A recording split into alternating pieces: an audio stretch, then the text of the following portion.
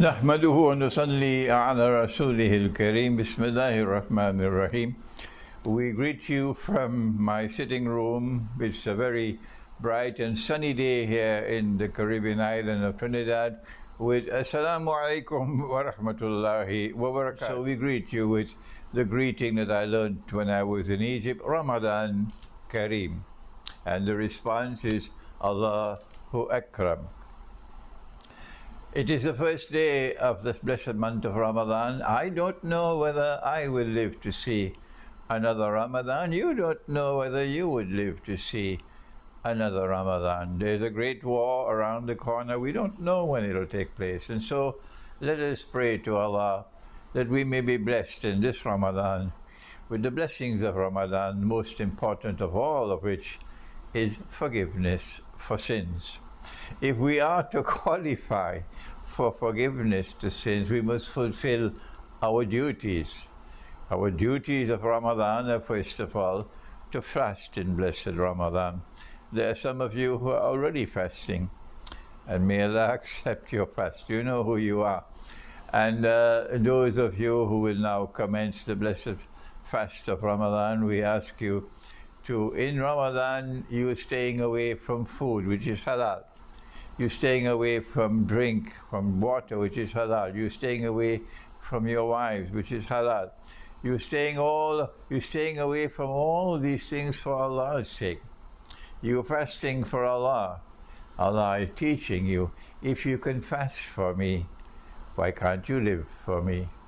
What a wonderful life that is when a people live for Allah. You'll be like Malcolm. Those who live for Allah are a people who would die for Allah. The Western world doesn't know anything about this because they have forgotten the essence of the religious way of life. They live an essentially pagan way of life, NATO et al. But you and I know that if we live for Allah and we die for Allah, that is the best of all debts. And so now, what are our duties in Ramadan? Now, first of all, of course, to fast, and we don't need to teach you on that subject.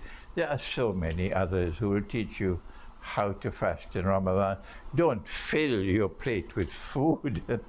Don't overeat in Ramadan. Be moderate. And the best way to fast in Ramadan is as a family. As a family, yes. The children will grow up with memories of Papa and Mama and breaking the fast together. These are imperishable memories. These are unforgettable memories. Fasting together and breaking the fast together. Even if you're too poor, you only have a very simple meal, never mind. At least you build memories that will last forever. Don't fill your plate with food in Ramadan after fasting all day. No, eat a little bit because you have the Salatul Taraweeh after the breaking of the fast, and you want to be able to perform your Salatul Taraweeh. You can't do that with a full stomach. The next thing we do in Ramadan is, this is the month of forgiveness for sins. And if we want to be forgiven for our sins, we must forgive others. We must never say, I'll never forgive you, but then you ask Allah for forgiveness. You must be prepared to forgive. And if you want to seek forgiveness from Allah, you must also do things which are pleasing to Allah. And so don't eat your food that you cook only for yourself. Take a little bit and give it to the poor. Reach out to the poor in Ramadan. This the sunnah of our Prophet ﷺ. You will teach the nation how to live when you reach out to the poor, because they have so much. And what do they give to the poor? They give breadcrumbs. That's what they do. But you have, like that man in Egypt, when I was a young man and I went to the Masjid al-Hosein for the first time, and I sat down there just next to the office of Al-Azhar University. I was 21 years of age, and there was this poor Egyptian man left in rags, and he was sitting there where the head of the Imam is buried, Imam Hussein Rahimahullah, radiallahu ta'ala anhu. And I saw all the people coming and touching the grill of the tomb, and And there were people reciting the Quran constantly over there. And he and I sat next to each other without ever speaking to each other. And then after 1 hour of sitting there, I saw some movement at the side. And I looked from the side, I looked and I saw him with a brown paper bag. And he took something out of the bag. It was a brown Egyptian bread, khubz. And the national diet is to put the beans in it, full. And I saw him take out this bread. And then I saw him with his hands shaking. And I saw him break the bread into 2 parts. And then he turned to me. For the first time, he's looking at me. He doesn't know who I am. And he offered me half. And I started to cry. Because I came from the Caribbean. And yes, we have people who are charitable in the Caribbean, but I never saw this before. A man who had nothing, and yet he gave half of his food. This is Egyptian, fabulous Egyptian hospitality. I'll never forget Egypt and its hospitality. So this is the man to share. Whatever you cook, send some for your neighbor, send some for the poor. When you're eating, they will also eat. This is the month also of giving your zakat and giving your sadaqah. And I've already told you, give to those who are in your family first, your relatives. Give to those who are close to you. When you have extra and you want to send it to me, yes, do please send me your zakat. Last year I got so much zakat, and as a result, 1 house has been rebuilt. I just got a call of the cost of the painting the house now. And I have to go on Monday and pay for the paint. The job is almost finished because of your zakat. And then there's another house now to be rebuilt. So it's entirely wooden house. It was built about 80 years ago and never repaired. So I have a big job to do in rebuilding that house. A single woman living alone, very old, and no one to maintain her. So yes, I am grateful if you send me your zakat during Ramadan, so I can put it to use. And finally, every day of Ramadan, I send a small message to you to help you during Ramadan, to lift your spirits, to guide you, inshallah, that you may have a blessed Ramadan. So, have you recited your juz of the Quran as yet? Did you hear me? The juz means the part. Juz means the part. The part of the Quran to be recited, if the entire Quran is to be recited in the month of Ramadan. Not only did our Prophet ﷺ recite the whole Quran in Ramadan, but more than that, Allah Himself, He recited the whole Quran in Ramadan. He says so. Is it Surah Al-Qiyamah? بعد أعوذ بالله من الشيطان الرجيم إنا علينا جمعه وقرآن. It is our duty, O Muhammad alayhi salatu wasalam, to bring all the parts together as a whole, a recitation, and we will recite it.